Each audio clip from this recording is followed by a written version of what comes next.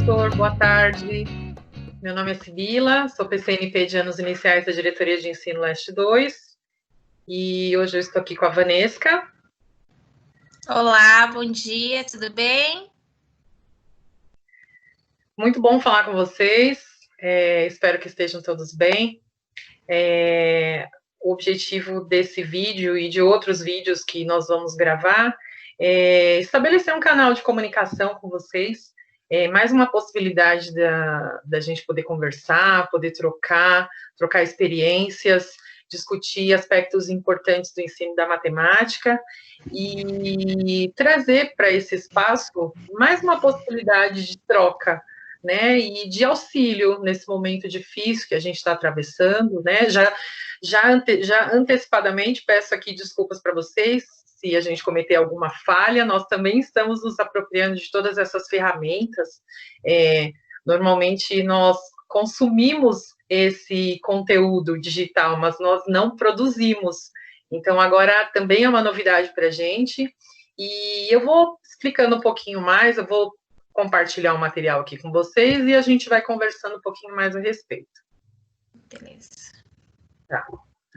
Bom, então, apresentando aqui um pouquinho da nossa equipe, né, na Diretoria de Ensino Leste 2, nossa dirigente, a professora Geni, diretor do Núcleo Pedagógico, Samuel, e os diretores que acompanham o nosso trabalho do Núcleo Pedagógico, então, o supervisor Edson e a supervisora Yara, e na equipe de anos iniciais, eu, a Vanesca e a Hilda, tá? Então, basicamente, é um pedacinho, né, da nossa equipe lá do NPE, para vocês entenderem aí a nossa organização. Então, como eu disse, essa ação é uma ação de formação, né? Então, nós vamos passar a produzir conteúdo digital. Esses vídeos que nós vamos produzir, a princípio, nós vamos começar conversando sobre o ensino da matemática, mas a ideia é continuar trabalhando outras áreas do conhecimento, né, língua portuguesa, sociedade e natureza, e esses materiais, eles vão ser postados no canal do NPE, que é o canal NPE Leste 2, no YouTube. Lá, acessando esse canal, vocês vão ter acesso a todo o material que está sendo postado pelo núcleo, inclusive de outros segmentos. Então, é importante que vocês busquem pela playlist Anos Iniciais, onde nós vamos concentrar todo esse material que nós vamos produzir a partir de agora, tá? E como eu disse, é uma ação que tem por maior objetivo nos aproximarmos. Então, nos aproximarmos do trabalho que vocês fazem na escola, conversar um pouquinho a respeito de possibilidades de trabalho, pensar um pouquinho nas adaptações que nós estamos fazendo agora por ocasião da rotina remota de trabalho, né, e aos pouquinhos a gente vai enriquecendo esse canal, inclusive, futuramente a gente quer contar até com a colaboração de vocês, né, então buscar boas práticas na escola, parte do trabalho que vocês fazem na escola, e trazer para esse canal também, para dar visibilidade ao trabalho que vocês fazem, né? A escola faz tanta coisa bacana, e é mais uma possibilidade de compartilhar com a rede, com os colegas, os trabalhos que vocês fazem. Então, é uma proposta que se inicia agora, e basicamente ela tem esse objetivo, tá? Bom, então hoje a gente começa com um tema específico, que é o tema resolução de problemas. Então, como é que nós pensamos aqui um pouquinho essa proposta? Hoje a gente vai começar tratando de resolução de problemas de uma maneira mais geral, e introduzindo mesmo o assunto. No próximo vídeo, a gente vai trazer algumas possibilidades de trabalho com resolução de problemas, de uma maneira mais específica. E mais para frente, a gente vai partindo do macro para o micro, né? Mais para frente a gente vai especificando. Então, vamos conversar um pouquinho a respeito de campo aditivo, campo multiplicativo, né? A gente pode trazer algumas situações específicas para determinado ano de escolaridade. Então, a ideia é sempre partir do macro e depois a gente vai ajustando de acordo com as necessidades e com os objetivos que a gente tem aqui. Então, para começar tratando de resolução de problemas, é um tema importante, né? Permeia aí todas as unidades temáticas, ele pode aparecer na rotina do professor semanalmente, né? Pela importância que ele tem. E aí, para começar a tratar desse tema, a gente começa pensando um pouquinho, né? O que é um problema? Um problema é algo que eu preciso resolver, né? Ele surge de uma necessidade. É uma situação que exige raciocínio, exige que eu pense para resolver, né? E eu preciso estar motivado para resolver esse problema, né? Então, é interessante a gente pensar isso, porque ao longo da nossa conversa a gente vai retomando alguns desses aspectos. E o bacana, né? O problema, a gente lida com a resolução do problema durante todo o dia, né? Desde a hora que a gente acorda até a hora que a gente dorme.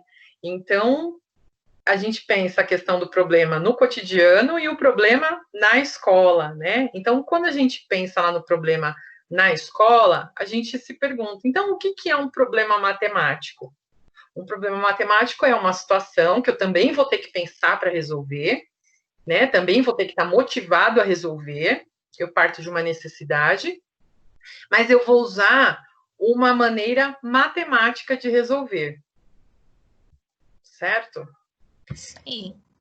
No cotidiano, né, como eu disse, no cotidiano eu resolvo problemas porque eu preciso me livrar deles, né? Ninguém gosta de ter problemas, eles aparecem ao longo de todo o dia, mas a gente precisa se livrar deles.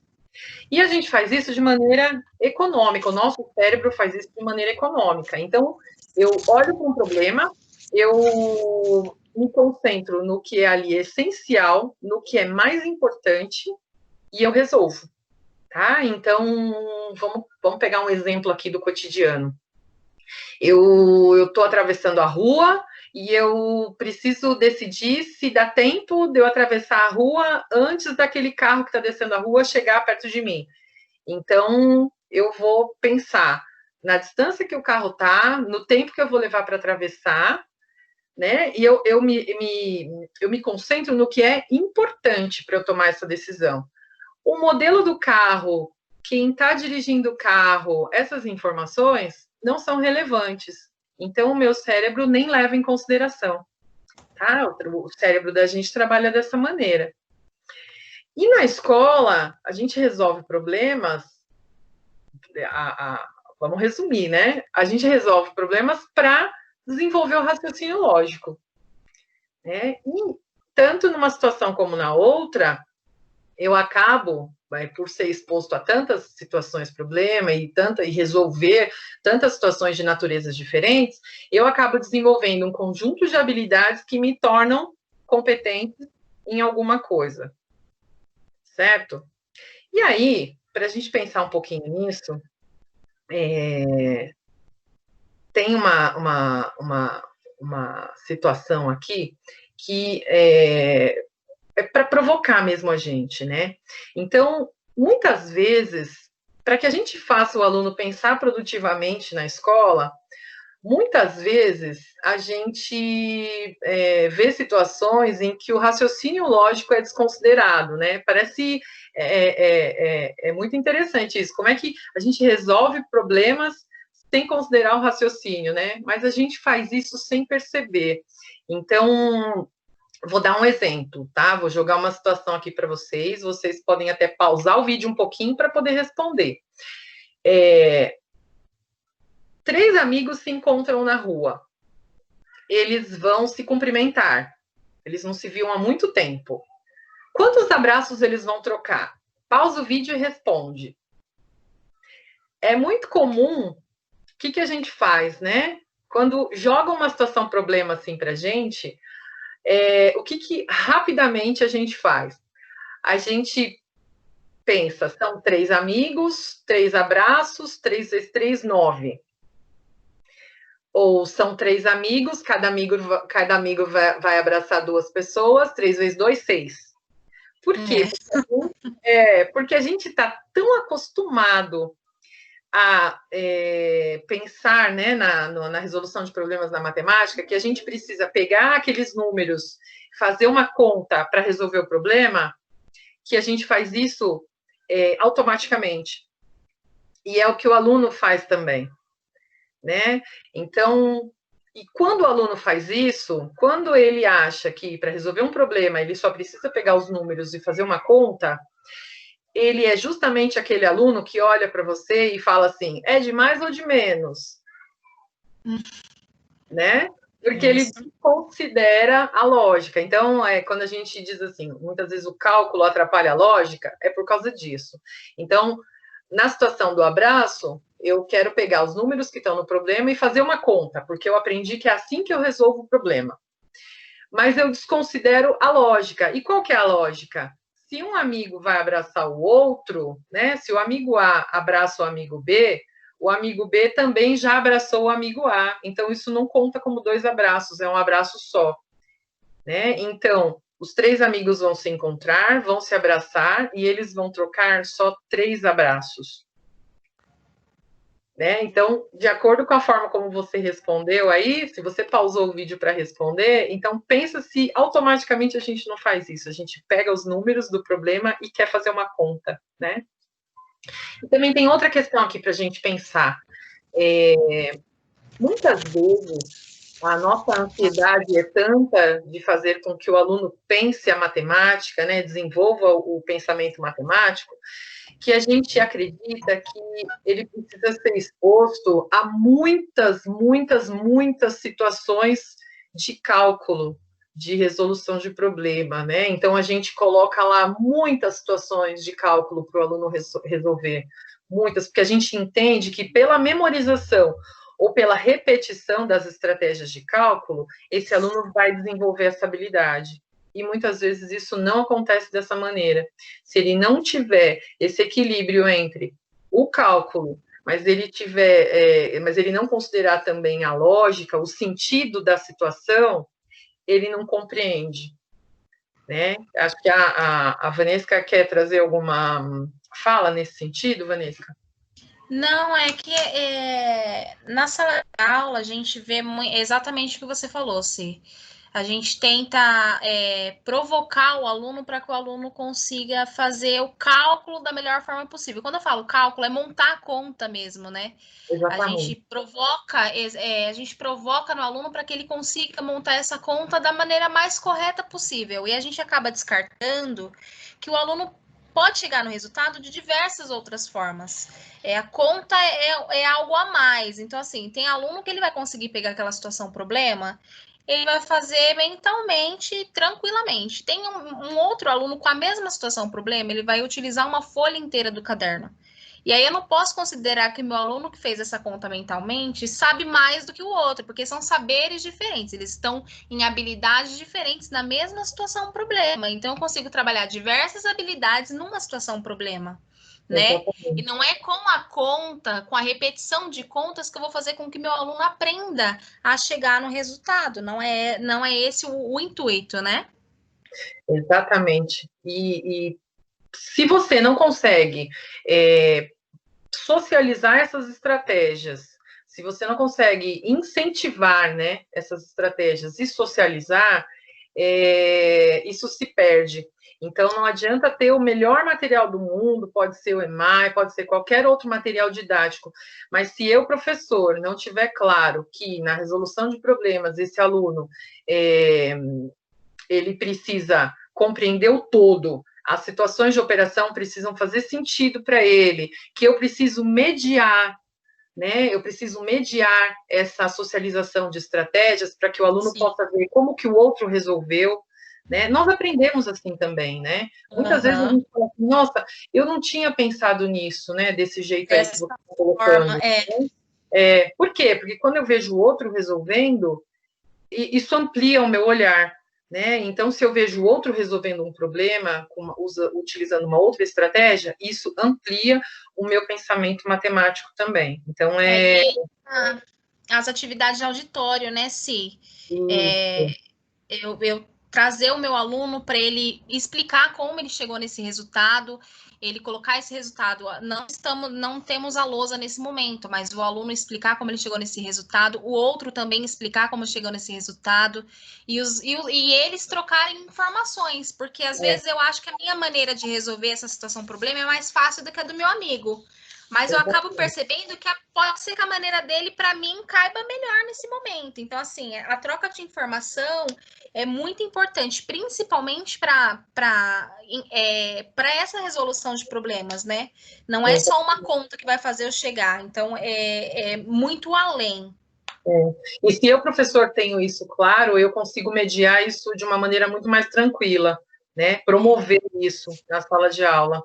Com certeza.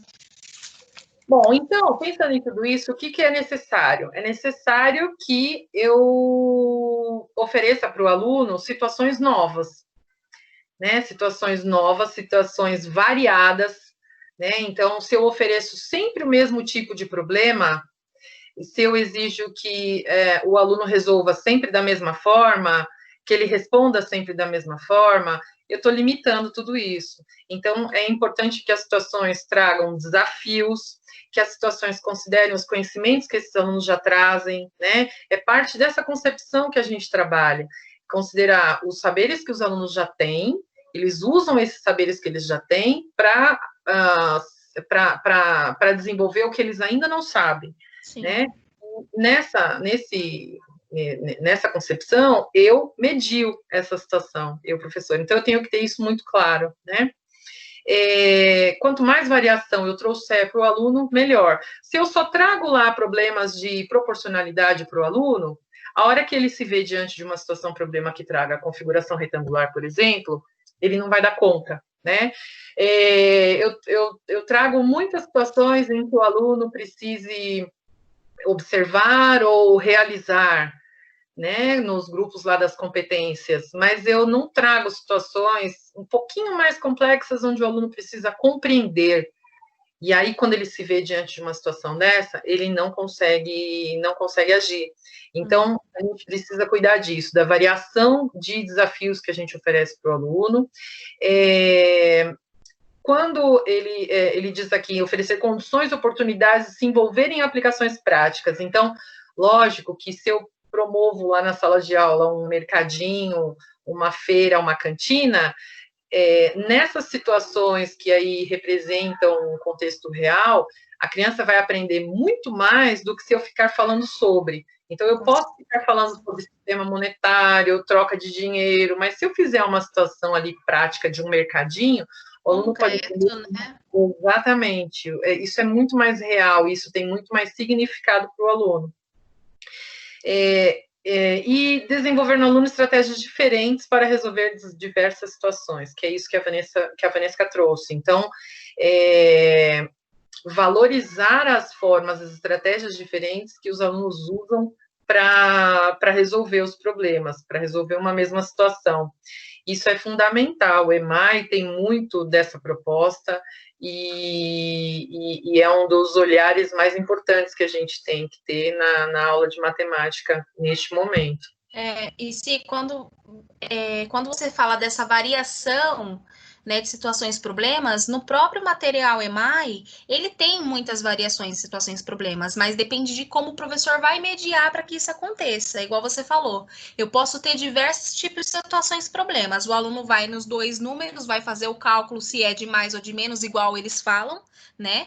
É de mais ou de menos, mas assim, como que o professor garante essa mediação?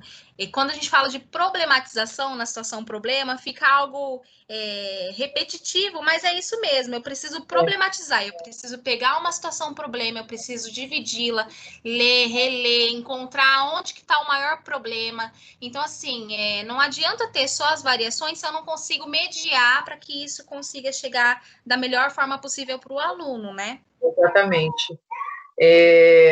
A problematização, né? O aluno te traz a resposta e você, olha, mas como é que você chegou nisso? Isso. Né? Olha, esse aluno chegou nesse resultado e aqui fulano chegou em outro resultado. Vamos comparar? Por que não pode ser esse aqui? né? Isso mesmo. Então, é isso que traz a riqueza para todo o processo. Bom, então, o que é muito importante, né? Não precisamos esperar que o aluno aprenda matemática para resolver problemas, e sim o contrário. Então, são as situações problema que ajudam o aluno a desenvolver o pensamento matemático. São as situações problema que favorecem o desenvolvimento dessa compreensão das operações, né? E que esse pensar, ele está muito além, ele está para além dos cálculos. Então, isso também eu acho muito bacana, porque eu ficar esperando que o aluno se aproprie dos números, depois ele se aproprie dos algoritmos, para depois oferecer situação-problema para ele, a gente está perdendo um tempo enorme aí de investimento, né? Então, se eu tenho consciência de tudo isso, dessas possibilidades de estratégias variadas de resolver problemas, se eu tenho clareza do meu papel ali de mediação, eu posso trazer essas situações desde sempre para dentro da sala de aula. Eu posso trabalhar conceitos, às vezes, um pouco mais complexos, de divisão, de multiplicação, no primeiro ano. Né? Vai depender do quê? Da estratégia que eu escolho para fazer isso. E nos próximos vídeos a gente vai trazer alguns exemplos, né? Quando a gente for falar das possibilidades de trabalho. Isso fica bem, bem claro, né? Mas eu acho isso extremamente importante, né? O pensar está para além dos cálculos. Quando eu considero a lógica, eu já posso estar envolvido em situações de situação-problema desde sempre, independente se eu conheço números, se eu conheço, se eu sei fazer contas, se eu domino técnicas convencionais, né, de operações, então isso é bem bacana. E compreender a situação-problema como uma ferramenta. A situação-problema é uma ferramenta para ensinar o que quer que seja dentro da sala de aula, né? Eu posso passear ali com a situação-problema por todas as unidades temáticas. Sim. Acho que a gente já até falou sobre isso, né? Então, gerar o desafio, então eu preciso trazer situações para os alunos que, para as quais os conhecimentos que eles já têm, eles não sejam suficientes, né? Então, e aí ele vai buscar estratégias para resolver. Então, ele usa os conhecimentos que ele tem, mas o que está em jogo ali é aprender o que ele ainda não sabe, né? E para isso ele vai utilizar ali as estratégias que fizerem sentido. Sempre que possível, colocar os alunos para trabalhar em dupla. Isso aqui eu acho que também é um dos pontos mais importantes aqui da nossa conversa, né? Em dupla, em grupo. Quando o aluno trabalha sozinho, e a gente sabe que parte da concepção desse trabalho do EMAI, do ler e escrever, é o aprender em colaboração, mas quando o aluno trabalha sozinho, ele está lidando ali com os conhecimentos que ele tem, com os saberes que ele tem. E dependendo da maneira como isso é conduzido, esses saberes não circulam, né? E aí, como é que esse aluno avança? Vamos pensar no agrupamento produtivo. Se ele está sentado com outra criança, eles vão trocar ideias, o outro aluno tem um outro saber, vai lançar mão de uma ideia, de uma estratégia diferente, ele vai ver como é que o colega resolveu, ele vai discutir esses resultados, vai discutir essas estratégias, e isso ajuda muito o aluno a avançar. Né? Então, isso também é parte da proposta do EMAI, do Ler e Escrever, trabalhar nos agrupamentos, e aí, às vezes, o professor pode olhar e falar assim, mas quando vem a prova, o aluno tem que fazer sozinho.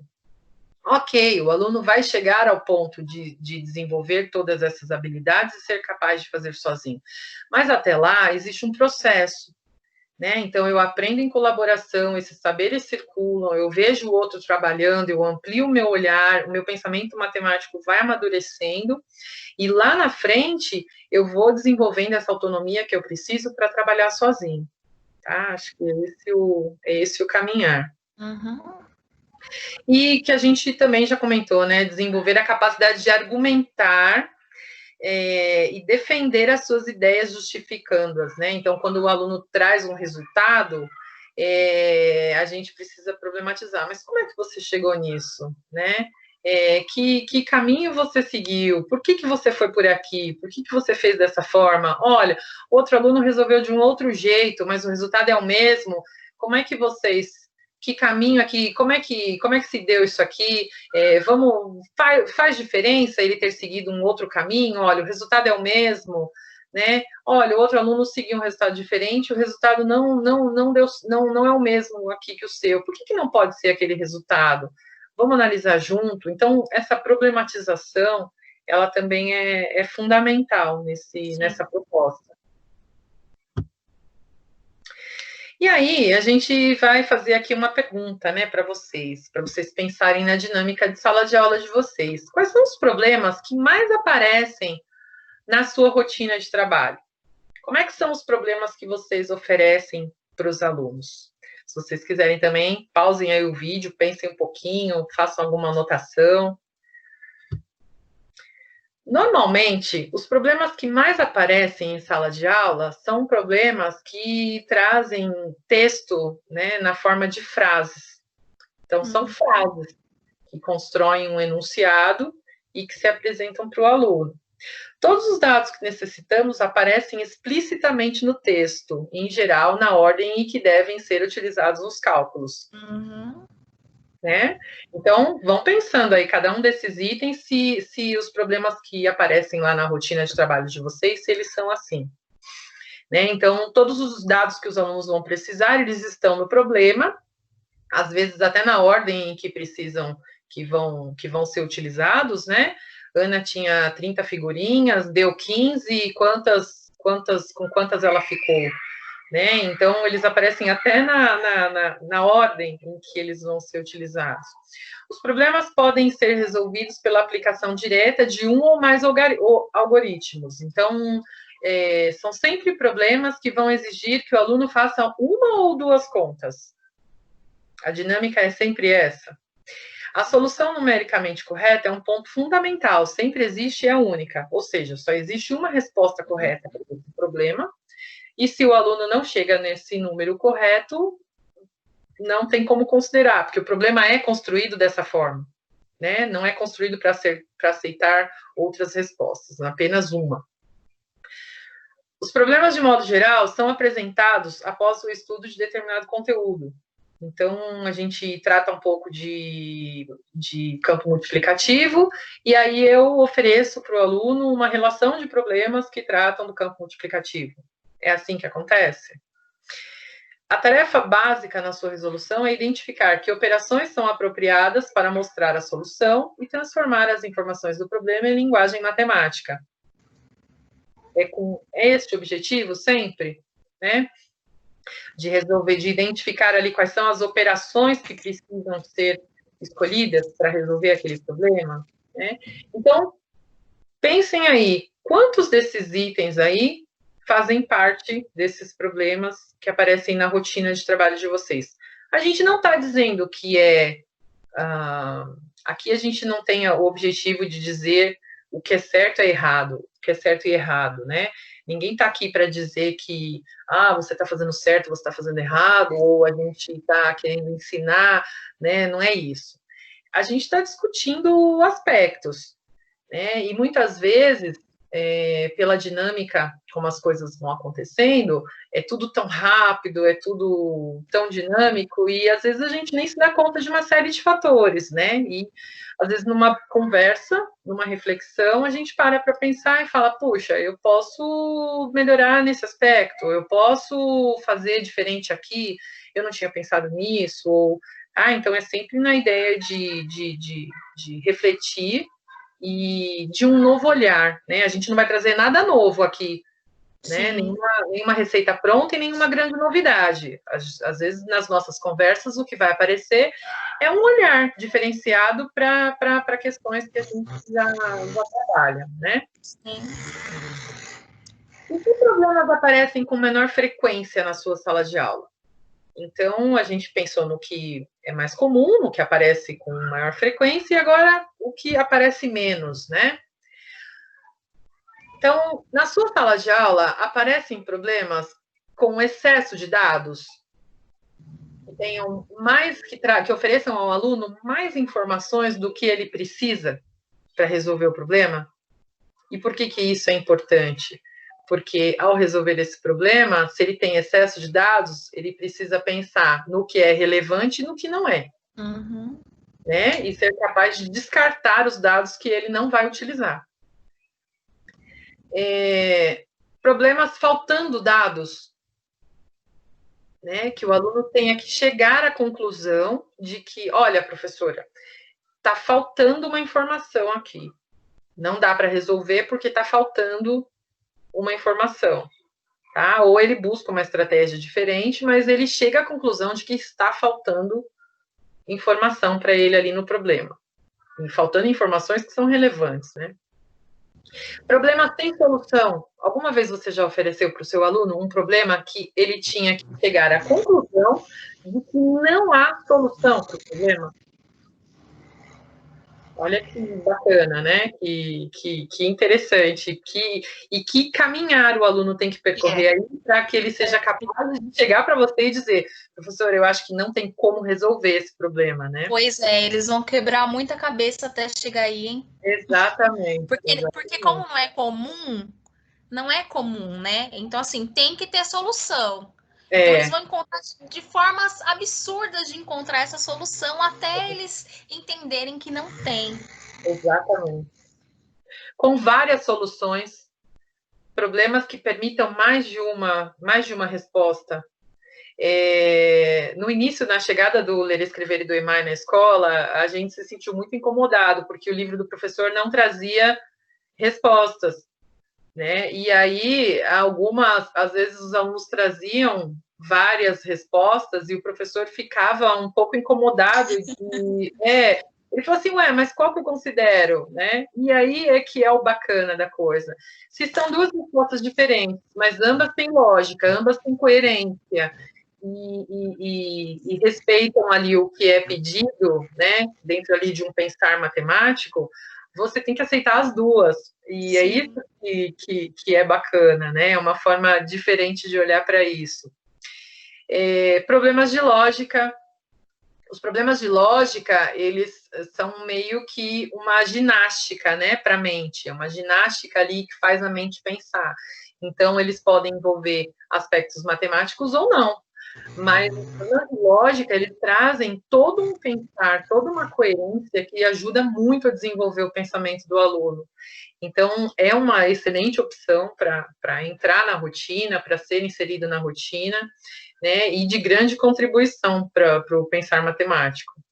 E de domínio combinatório, né, eu até falei que normalmente a gente acaba trazendo ali mais a probabilidade e domínio combinatório a gente explore menos, né, ou de configuração retangular. Então, são algumas situações aqui que costumam aparecer menos na nossa sala de aula, mas são situações que têm um poder aí de contribuição para o desenvolvimento das habilidades dos alunos tremendo, e que a gente precisa passar a olhar para isso e para usar tudo isso na nossa rotina, incorporar tudo isso na nossa rotina. Por conta daquela variação que a gente falou lá no início, né? Às vezes o aluno está habituado ali a fazer sempre o mesmo tipo de problema, né? A mesma forma de resolver, monta a conta, coloca uma resposta, e aí quando ele se vê diante de uma outra situação que exige uma forma diferenciada de olhar para aquilo, ele não é capaz. Mas porque isso também não foi oferecido, ele não vivenciou, ele não experimentou situações como essas, tá? Tem duas situações aqui, dois fatores, né, que a gente precisa considerar, e a gente vai voltar a falar sobre isso nos outros vídeos, dois fatores que levam os alunos a erro na hora de resolver problemas. Então, os fatores de natureza linguística, que eles são decorrentes aí da dificuldade do aluno de compreender o enunciado, né? E é muito comum que os professores digam isso, principalmente nas discussões de MMR, né? Mas eles vão mal em matemática porque eles não compreendem o enunciado matemático. Quando eu leio para eles e a gente conversa sobre, rapidinho eles vão lá e eles fazem lá os cálculos e sem problema nenhum, né?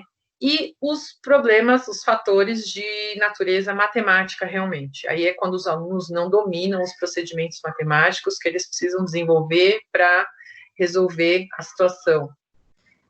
Sim, nos de natureza linguística, eu acho que aí entra a importância da linguagem matemática, né? Os professores, no caso, tentam facilitar para os alunos, né? De certa forma, conta de quantos tem a mais, quantos tem a menos, mas a característica da linguagem matemática mesmo, a adição, subtração, que no fato eles falam conta de mais, conta de menos, e para facilitar mesmo para o aluno conseguir compreender melhor, só que chega numa situação, um problema, onde aparece esse tipo de linguagem, que é a linguagem que deveríamos usar na sala de aula, mas por algum motivo a gente ainda tenta facilitar para o aluno, pensando que se a gente facilita, ele compreende melhor. Na hora que o aluno se depara com essas palavras, que é aí que engasga na resolução, né? Então, acho que é por isso que o quão importante ter essa linguagem matemática mesmo, esse dicionário matemático nas situações problemas, e que o professor deve utilizá-las no dia a dia, não tentar facilitar, né? Para o aluno, para que o aluno, na hora que se depare com isso, não se assuste, não pense que não sabe, não fique perguntando o tempo todo se é de mais, de menos, de vez ou dividir, como eles falam. Né? Exatamente. E é bem interessante, né, você falar isso, porque quando a gente participa das discussões de MMR, né, que eu citei aqui como exemplo, os professores trazem essa situação. Olha, mas eles vão mal na prova de matemática porque eles têm problema de leitura, eles não compreendem o enunciado matemático. E aí os professores querem propor uma ação de língua portuguesa, onde eles vão trabalhar com gêneros textuais, vão trabalhar com notícia, vão trabalhar com textos informativos, textos literários, instrucionais, achando que vão contribuir para que o aluno seja capaz de ler os enunciados matemáticos. Então, eu acho que isso faz a gente pensar, né? Se a dificuldade é de leitura de enunciados matemáticos, ele precisa de uma ação de leitura para desenvolver a capacidade de ler enunciados matemáticos. Com esse enunciado, dessa ação de textos, né, produção de textos, leitura de textos que envolve a língua portuguesa, que a gente vê muito, não que não pode fazer essa produção de texto em matemática, a gente tem a produção verbal, né, escrita, que é onde os alunos constroem esses enunciados, que no EMAI tem bastante atividades do aluno construir essa situação, problema. Tem o verbal oral, que o aluno explica, a gente até entrou nisso, né, que ele explica como ele chegou nesse resultado, ele vai argumentar, ele vai justificar, e as não verbais também, que é por forma de desenhos, esquemas, riscos. Então, assim, a gente tem que levar tudo em consideração, e não apenas da natureza de matemática, que é o numeral, embaixo de numeral, e o resultado tem que estar correto, né, Si? É isso aí, é isso aí. A gente limita, né? Quando a gente faz isso, a gente limita o pensar do aluno, as estratégias, e a gente sabe que é um processo. Ele vai chegar a dominar a técnica convencional, mas é um processo. Até lá, eu preciso valorizar, incentivar as outras estratégias, sejam os esquemas, os desenhos, esse trabalho com a nomenclatura específica da matemática, né? Se ele tem dificuldade de compreender o enunciado matemático, eu preciso fazer uma atividade de leitura com enunciados matemáticos, e dando ênfase e compreensão a todos esses termos matemáticos que são utilizados e que ele pode estar encontrando dificuldade, né? A gente conversando aqui, me veio um exemplo, uma vez, de uma prova do Saresp, que trazia uma questão que pedia assim, subtraia 79 de 125. E foi um show de horror, os alunos tiveram uma dificuldade tremenda, tremenda. E quando você conversava com eles e dizia que aquilo lá era basicamente um 125 menos 79, eles não acreditavam. Eles falavam, mas era só isso? Era só isso, né? Então, por que o subtrai a 79 de 125 eles não foram capazes de entender? Porque quantas vezes eles já tinham sido expostos a uma situação que veio daquela maneira para ele? Pois é. Né? Então, vem tudo aqui a calhar com isso que a gente está dizendo, né? As variações, as formas diferentes de olhar para o problema. E não quer dizer que ele não saiba fazer a subtração, mas muitas vezes a forma, exatamente como isso é trabalhado, né? Sempre da mesma forma, quando ele se viu ali com uma variação um pouquinho diferente, ele já não soube o que fazer. Exatamente. E é super importante, né, ter um diagnóstico dos alunos da gente para saber quais são aí as naturezas das dificuldades deles. São naturezas linguísticas, são naturezas matemáticas, porque aí também o meu olhar para isso vai mudar e as minhas ações também vão ser diferentes para esses alunos. E é muito próximo, né? É até difícil de estabelecer aqui quando é uma dificuldade e quando é outra. Elas são muito próximas. Sim. Bom, e aí para a gente só fechar, então, essa primeira conversa, então, alguns pontos aqui que são essenciais, né? Então, explorar todas as ideias das operações por meio da resolução de problemas. Então, é o que nós falamos, com a resolução de problemas, a gente pode passear aí por todas as unidades temáticas. Eu posso trabalhar grandezas e medidas, eu posso trabalhar probabilidade estatística, números de operações, eu posso passear aí por todos esses eixos. Ela é uma ferramenta que me ajuda a desenvolver essa compreensão das operações. Mais problemas e menos operações isoladas, né? Isso é significado. Então, a gente conversou um pouquinho sobre isso. Não adianta ficar fazendo um monte de contas de A a Z no caderno, achando que por repetição ele vai memorizar, ele vai... Não, eu preciso mediar esse desenvolvimento dessas estratégias de cálculo. Eu, professor, preciso ter claro que eu vou mediar, né? O aluno, ele é o protagonista ali no desenvolvimento daquela compreensão. Ele está motivado a resolver ali os problemas, mas eu vou mediar, vou ajudar a socializar essas estratégias, a incentivar essas estratégias, né? Essas estratégias, elas não surgem do nada, elas precisam ser estimuladas, trabalhadas. Eu preciso ver o outro trabalhando, eu preciso ver o professor trabalhando, né? Mas eu preciso, sobretudo, estar fazendo matemática. Eu aprendo matemática fazendo matemática e não ouvindo alguém falar sobre matemática. Exatamente. Né? Então, às vezes, a gente está lá explicando para o aluno, a gente tem tanta boa intenção, né? Mas não está fazendo sentido para ele. Por quê? Porque ele precisa vivenciar, ele precisa experimentar. E aí, ali, com o aluno, na interação, com o colega, com o professor, nas atividades de auditório, ele tem a possibilidade de vivenciar tudo isso, né? Valorizando as estratégias dos alunos sempre, mesmo quando o aluno te traz uma resposta que tem um problema, valorize o esforço, veja até onde o raciocínio dele ali seguiu da maneira correta, veja onde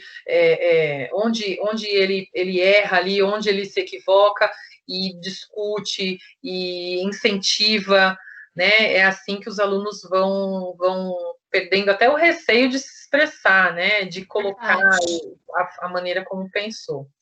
E nem tudo que é para o professor deve ser apresentado para o aluno. Então, a gente, mais para frente, nos próximos vídeos, a gente vai conversar um pouquinho sobre campos conceituais, né? Então, tem algumas coisas que são para o professor, é o professor que tem que saber, não o aluno. Né? Mas a gente vai conversar um pouco mais sobre isso mais para frente. Bom, por fim, então, o que a gente quer pedir, né? Essa foi a nossa primeira experiência. Como a gente falou, nós também estamos aqui aprendendo a lidar com essas novas ferramentas. A gente quer muito estabelecer um canal de comunicação aqui com vocês, trocar, nos aproximarmos.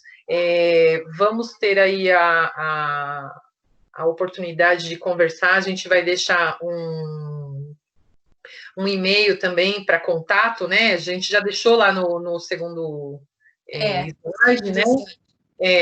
canal npleste2@gmail, então é um e-mail também para contato, vocês podem mandar e-mail para a gente, sugerir conteúdos, fazer apreciação do material que a gente vai começar a produzir aqui, tá? Conversar com a gente, fazer perguntas, mandar dúvidas, tá? Mas visitem o canal, se inscrevam no canal e a gente vai conversando aí. Muito em breve a gente já dá continuidade a essa conversa. No próximo vídeo, a ideia é da gente trazer algumas possibilidades de trabalho com resolução de problemas, pensando em tudo isso que a gente conversou hoje. Isso aí. Certo? Bom, então até a próxima, fiquem bem e a gente se vê em breve. Beijinhos, até logo, gente. Tchau, tchau. Tchau, tchau.